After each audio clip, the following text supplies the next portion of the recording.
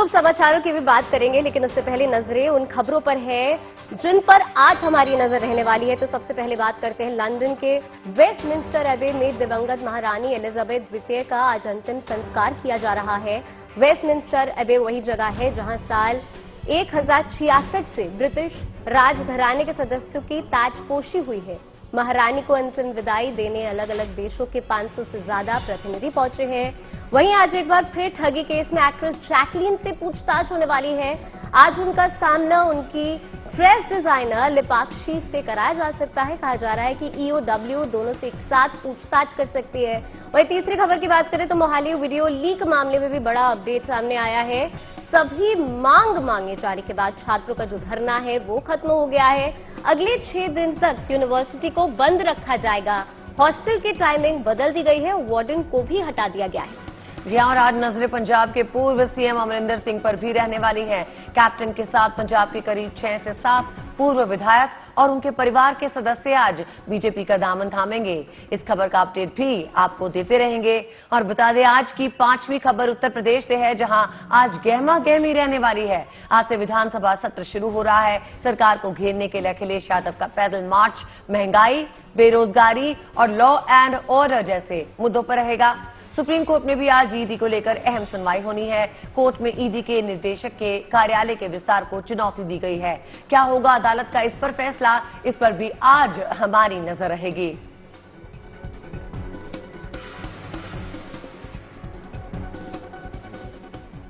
मध्य प्रदेश का कूनो पार्क चीतों से आबाद हो चुका है, लेकिन चीतों की धमक अब जल्द ही सेना में भी सुनाई देने वाली है। जी हां, देश की सीमाओं की सुरक्षा के लिए वायुसेना ने प्रोजेक्ट चीता पर काम करना शुरू कर दिया है। इस प्रोजेक्ट के तहत इजराइल से मंगवाए गए हेरान ड्रोन को स्वदेशी तरीके से घातक बनाया जाएगा। क्या है ये प्रोजेक्ट, आइए देखिए इस रिपोर्ट में।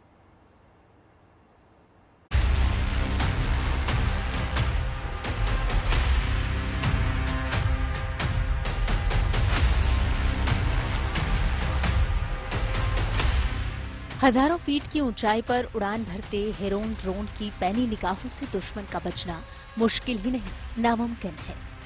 दुश्मन चाहे जमीन के ऊपर हो या पानी की गहराई में हो, हवा में उड़ता कोई फाइटर क्राफ्ट हो या पानी के भीतर मौजूद पनडुब्बी हो, दिन के उजाले में हो या रात के अंधेरे में, इसके थर्मल सेंसर कैमरे से छिपना संभव नहीं।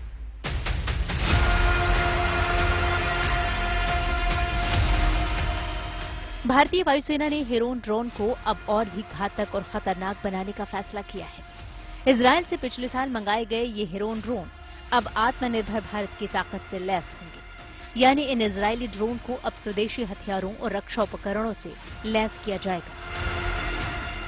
अब तक ये ड्रोन आसमान से दुश्मनों की निगरानी करते थे, लेकिन अपग्रेड होने के बाद अब ये ड्रोन दुश्मन पर हमला भी कर सकेंगे। भारतीय वायुसेना ने इस प्रोजेक्ट का नाम रखा है प्रोजेक्ट चीता। इस प्रोजेक्ट के तहत भारतीय रक्षा कंपनियां इन इजरायली ड्रोन्स को स्ट्राइक यानी हमले के लिए तैयार करेंगी। इन ड्रोन्स को मिसाइलों से लैस करेंगी, सर्विलांस यंत्रों और क्षमताओं से ताकतवर बनाएंगी। भारतीय वायुसेना इजरायली ड्रोन्स को तीनों सेनाओं के लिए तैयार कराएगी, यानी जल, जमीन और आसमान, तीनों जगह हेरोन भारत की रक्षा और निगरानी में तैनात होगा। भारत ने पिछले साल 4 हेरोन ड्रोन इजराइल से खरीदे थे। इन चारों ड्रोन को सेना ने चीन की हरकतों पर नजर रखने के लिए 2021 में लद्दाख में तैनात किया था।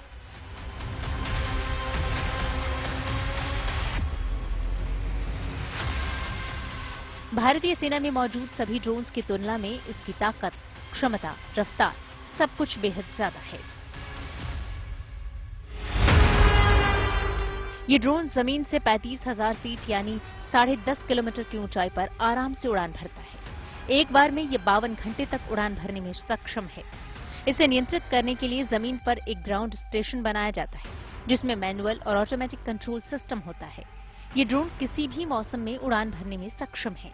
इसमें कई तरह के सेंसर्स और कैमरा लगे हैं, जैसे थर्मोग्राफिक कैमरा यानी इंफ्रारेड कैमरा, जो रात में या अंधेरे में देखने में मदद करते हैं। इसके अलावा visible light airborne ground surveillance, जो दिन की रोशनी में तस्वीरें लेता है। साथ ही इंटेलिजेंस सिस्टम समेत कई तरह के राडार सिस्टम लगे हैं। सबसे खास बात यह है कि इन ड्रोन्स को किसी भी तरह से जैम नहीं किया जा सकता। यानी इनमें एंटी जैमिंग तकनीक लगी है, जो पहले के ड्रोन्स की तुलना में ज्यादा दमदार है। हेरोन ड्रोन की एक और खासियत है कि यह आसमान से ही टारगेट को लॉक करके उसकी सटीक पोजीशन आर्टिलरी यानी टैंक को दे देता है, यानी सीमा के पास से ड्रोन से मिले सटीक टारगेट पर हमला किया जा सकता है। हेरोन ड्रोन की ये सारी खूबियां निगरानी के लिए इस्तेमाल की जाती थी, लेकिन अब इसे लेजर गाइडेड बम और एंटी टैंक गाइडेड मिसाइलों से लैस कर अटैक के लिए भी इस्तेमाल किया जा सकेगा। मंजीत नेगी के साथ bureau report, good news today.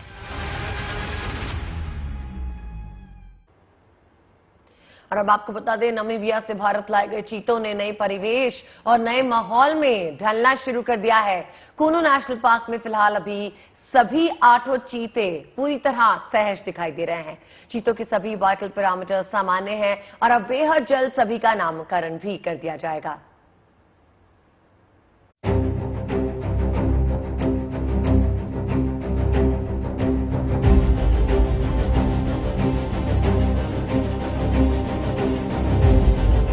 Namibia से कूनू नेशनल पार्क लाए गए चीतों की ये एक्सक्लूसिव तस्वीर है। अनजाना मुल्क, नया परिवेश देखकर चीते शुरू में सहमे जरूर, लेकिन अपनी रफ्तार की तरह ही इन्होंने तेजी से नई जगह में एडजस्ट करना शुरू कर दिया है। चीतों के लिए बनाए गए विशेष बाड़े में अब उन्होंने चहलकदमी शुरू कर दी है, नई रिहाइश से परिचित होने लगे हैं। ये तस्वीर रविवार की है, यानी कूनू नेशनल पार्क लाए जाने के एक दिन बाद की, जब ये बाड़े में घूमते फिरते नजर आए। एक चीता बाड़ा नंबर 3 में पानी पीता नजर आया, तो दूसरे ने गोश्त खाने के बाद अंगड़ाई ली। नर्म धूप में अलसाए चीते की ये तस्वीर भी सोशल मीडिया पर खूब वायरल हो रही है। शनिवार को प्रधानमंत्री मोदी ने नामीबिया से विशेष विमान से लाए गए चीतों को कूनू नेशनल पार्क में छोड़ा। 70 साल बाद चीतों की घर वापसी हुई थी, लिहाजा लुप्तप्राय हो चुके चीतों को देश में फिर से पाकर देशवासियों की खुशी का भी कोई ठिकाना नहीं था। अपने जन्मदिन के मौके पर पीएम ने देश को चीते के रूप में उपहार दिया था। पीएम के पिंजड़े का लीवर घुमाते ही चीते बाहर निकले और हल्की दौड़ लगाते हुए खुले आसमान का रुख किया। हालांकि चीते की सहमी चाल और हाव भाव से साफ पता चल रहा था कि ये परिवेश, ये माहौल, सब कुछ उसके लिए नया है, लिहाजा नए माहौल में ढलने में तो वक्त लगेगा ही। लेकिन एक दिन बाद की ये तस्वीर बता रही है कि नया परिवेश उन्हें रास आने लगा है और बहुत जल्द नए माहौल में वे पूरी तरह सहज हो जाएंगे। कूनू नेशनल पार्क के प्रबंधन के मुताबिक सभी चीते पूरी तरह सहज दिखाई दे रहे हैं। पहले दिन चीते थोड़े नर्वस तो हुए, लेकिन उनका व्यवहार सामान्य और सकारात्मक दिख रहा है। चीतों के सभी वाइटल पैरामीटर पूरी तरह नॉर्मल है। सभी 8 चीतों ने अपनी नींद पूरी की। चीतों को उनके बाड़े में ही खाने के लिए गोश्त दिया गया, जो उन्होंने खाया। इंतजार अब चीतों के नामकरण का है। डीएफओ प्रकाश कुमार वर्मा का कहना है कि जल्द ही सभी 5 मादा और 3 नर चीतों का नामकरण कर दिया जाएगा, जिसके बाद कूनू में चीतों के कुनबे को विशेष नामों से पुकारा जाएगा। फिलहाल चीतों के नामों को लेकर सोशल मीडिया पर नाम सुझाए जा रहे हैं। कोई राजा कह रहा है तो कोई सुल्तान। हालांकि नामकरण में थोड़ा वक्त लग सकता है। नियम के मुताबिक आमतौर पर जब तक वन्य जीव को क्वारंटाइन जोन में रखा जाता है, उसका नामकरण नहीं होता है। जब खुले मैदान में उन्हें छोड़ दिया जाता है, तब उनका नामकरण किया जाता है। फिलहाल 1 महीने तक चीतों को आइसोलेशन में रखा जाना है, जिसके बाद उन्हें खुले जंगल में छोड़ा जाएगा। लिहाजा चीतों को उनके नाम से पुकारने के लिए आपको थोड़ा इंतजार करना होगा। श्योपुर से खेमराज दुबे और रवीश पाल सिंह के साथ bureau report, good news today. और अब बात मां दुर्गा की भक्ति की करते हैं। दुर्गा पूजा को लेकर पूरे देश में तैयारियां चल रही हैं। मूर्तिकार मां की भव्य प्रतिमाओं को अंतिम रूप देने में जुटे हुए हैं। कोरोना के बाद इस साल दुर्गा पूजा से पहले बाजारों में भी रौनक बढ़ी हुई है।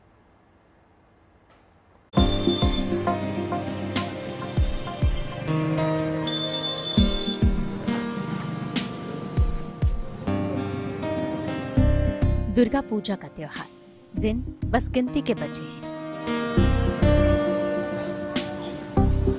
ऐसे में मां दुर्गा की प्रतिमा को कलाकार अंतिम रूप देने में जुटे हैं।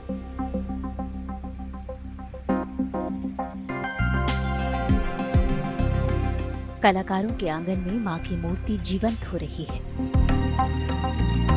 कहीं मूर्तियों को तराशा जा रहा है,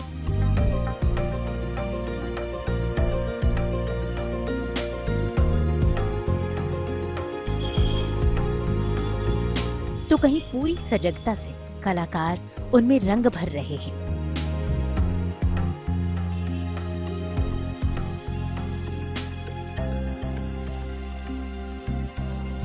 कहीं मां का श्रृंगार हो रहा है,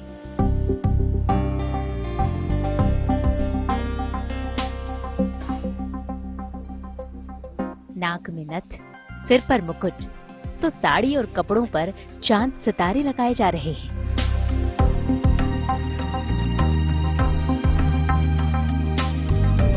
आगरमालवा के ये मूर्ति कलाकार मां के अनेक रूपों को जीवंत करने की कोशिश में जुटे हैं। हाथ रहते हैं, त्रिशूल रहता है, ज्योत रहती है, मुकुट रहता है, फूल रहती है, तलवार रहते हैं, सभी रहते हैं।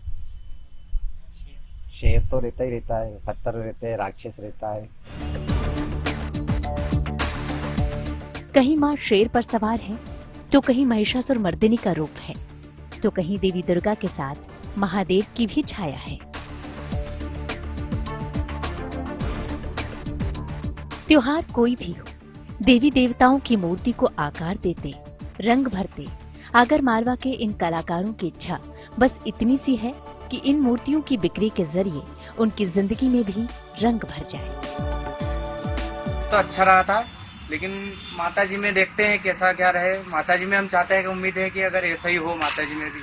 बाकी पिछले साल माताजी का अच्छा नहीं रहता सीजन। माताजी का पिछले साल बहुत धीमा रहा था सीजन, बहुत कम लोगों ने बिठाई थी माताजी। और इस बार चाहते हैं कभी माताजी, इसलिए हमने माल भी थोड़ा कम बनाया इस वजह से। इन कलाकारों का कहना है कि इनकी बनाई मूर्तियां आसपास के इलाकों से लेकर राजस्थान तक जाती हैं। लिहाजा डिमांड के हिसाब से यहां मूर्तियां तैयार होती हैं, 4 इंच छोटी से लेकर 7 फीट ऊंची तक। हालांकि किसी भी साइज में शेर पर सवार और 8 भुजाओं वाली देवी मां की मूर्ति की डिमांड ज्यादा है। Pramod carpenter, Agar Malwa, good news today.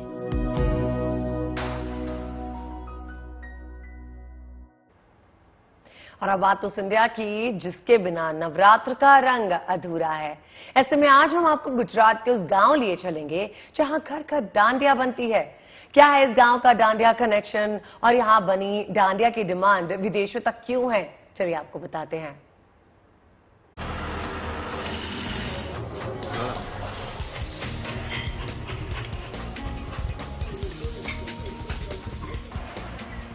यहाँ तैयारी हो रही है नवरात्रि को खास बनाने की, यानी डांडिया बनाने की।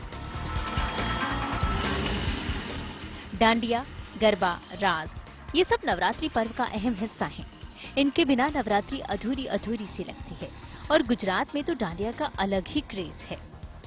आज हम आपको बताएंगे गुजरात की उस जगह के बारे में जहाँ का बना डांडिया दुनिया भर में मशहूर है।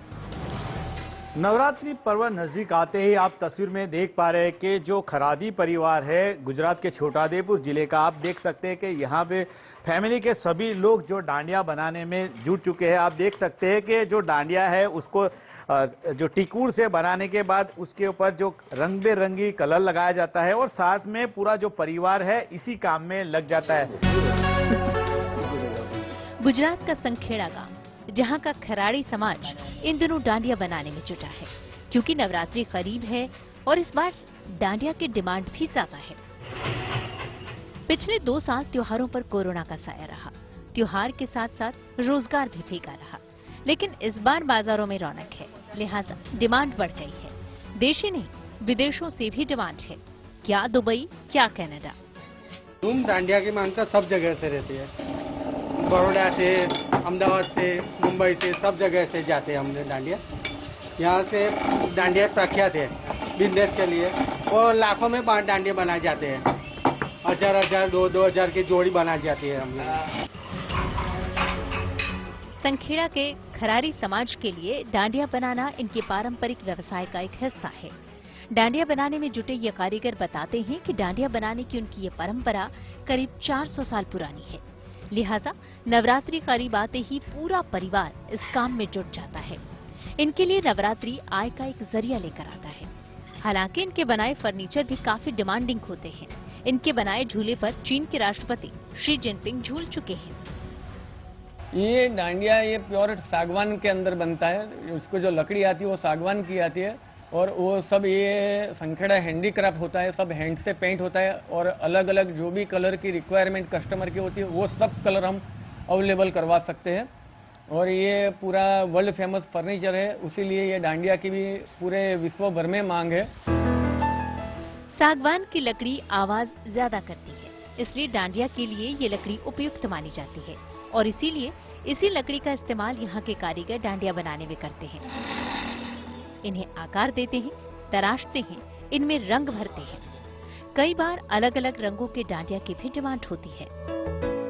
संखेड़ा का जो फर्नीचर है दुनिया भर में फेमस है और इस वक्त नवरात्रि की वजह से सभी जो परिवार यहाँ के हैं वो डांडिया बना रहे हैं और कोरोना के बाद डांडिया की मांग भी इस साल काफी बड़ी है और उनको अच्छी खासी रोजगारी भी इस वक्त मिल रही है।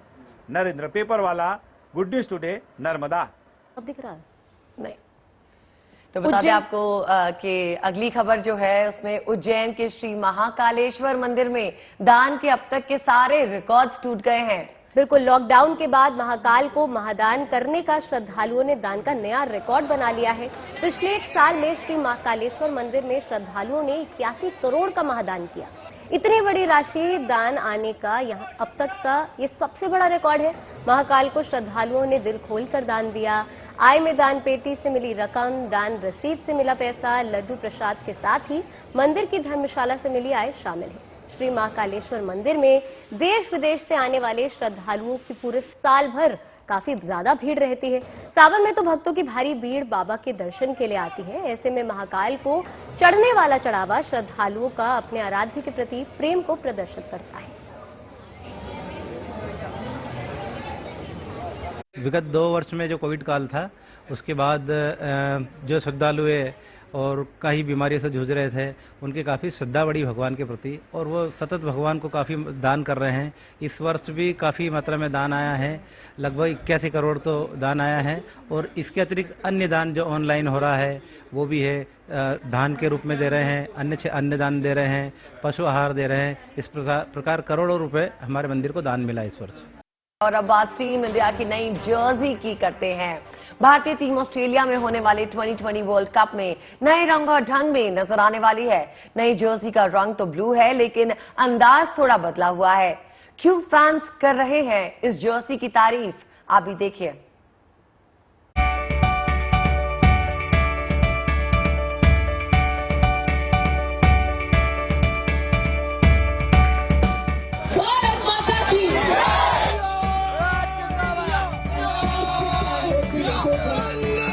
ये जोश है क्रिकेट के दीवानों का।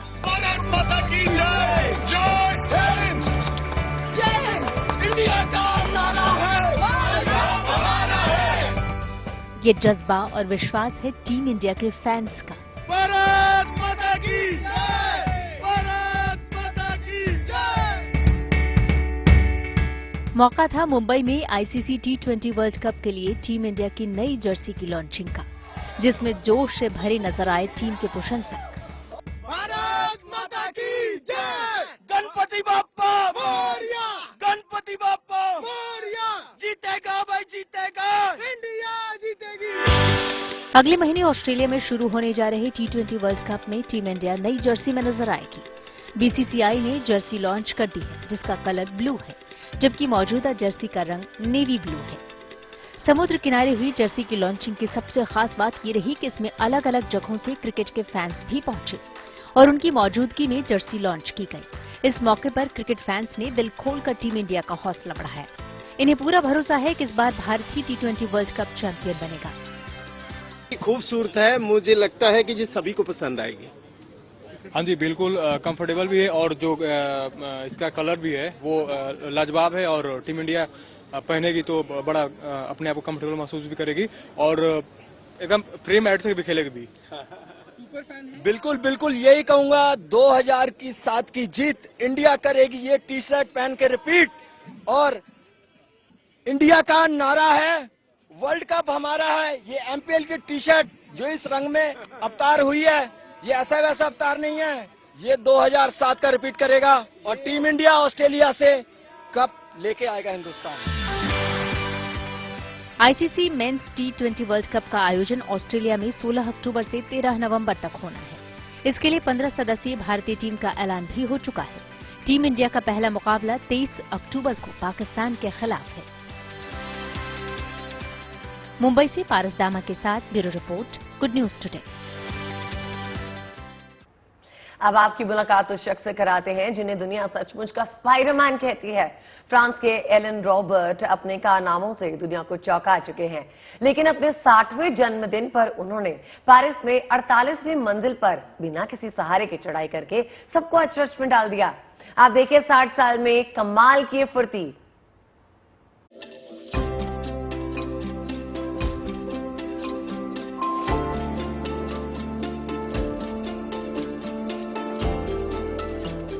विशालकाय बिल्डिंग और उस पर बिना किसी सहारे के चढ़ता चला जा रहा ये शख्स।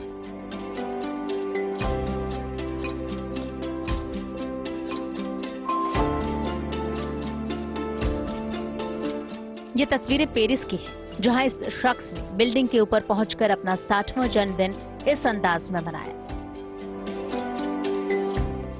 48वीं मंजिल फतेह करने के बाद अपने जोश का इजहार करते इस शख्स का नाम है एलन रॉबर्ट, जिन्हें फ्रांस के स्पाइडरमैन के रूप में जाना जाता है। फ्रांस के इस स्पाइडरमैन ने 60 साल का होने पर इस बिल्डिंग पर बिना किसी सहारे के चढ़ना तय किया था।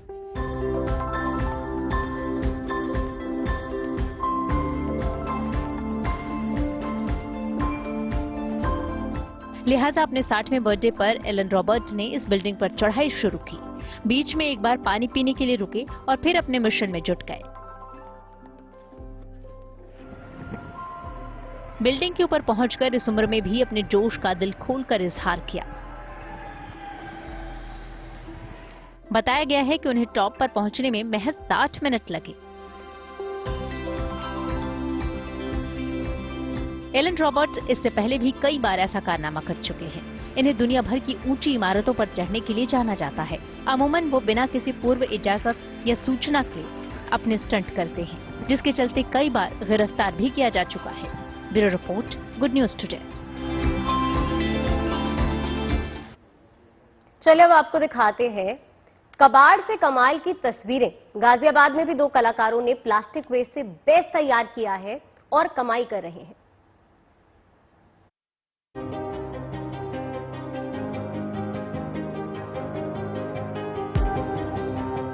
ये कुर्सी,